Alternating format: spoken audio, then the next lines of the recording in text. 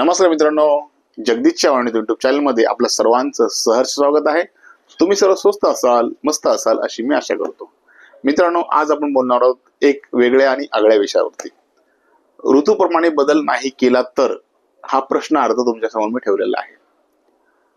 आपल्या ज्या भारत देशामध्ये ऋतू आहेत, उन्हाळा, हिवाळा, पावसाळा। सध्याचा ऋतू कोणता चालू आहे? सध्या ऋतू चालू आहे हिवाळा। हिवाळ्यामध्ये माणूस आपले कपडे उबदार घालतो, जाड कपडे घालतो, थंडीपासून संरक्षण करतो। हे कोण शिकवतं? तर ऋतू आपल्याला शिकवतं। आणि जर पावसाळा आला तर आपण त्याच शरीराला आपण चांगले कपडे घालून आपलं शरीर झाकतो, रेनकोट घालतो आपण आणि आपल्या शरीराची आपण सुरक्षितता करतो।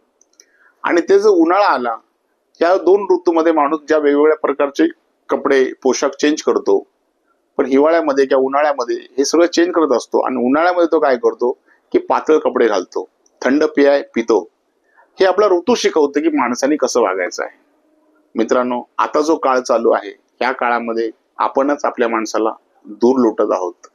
मित्रांनो, या ठिकाणी मला तुम्हाला असं सांगायचंय की हा जो महाराष्ट्र आहे, या महाराष्ट्राला अबाधित ठेवण्याचं काम या मराठी माणसाचं आहे, इथल्या महाराष्ट्राच्या प्रत्येक व्यक्तीचं आहे।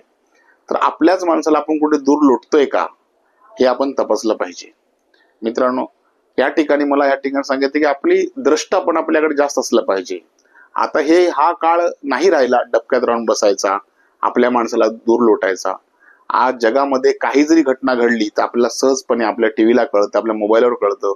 हे सगळं इंटरनेटच्या युगामध्ये, या तंत्रज्ञानाच्या युगामध्ये आपल्याला कळतं।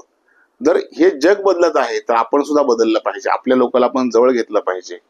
आता सध्या महानगरपालिकेचं इलेक्शन लाभलेलं आहे, तर या इलेक्शन मध्ये आपण काय करायचं की आपल्या महाराष्ट्रातील जे लोक आहेत त्यांना आपल्याला निवडून द्यायचं काम करायचं आहे। तर हे सुद्धा आपण काळाप्रमाणे बदल केला पाहिजे।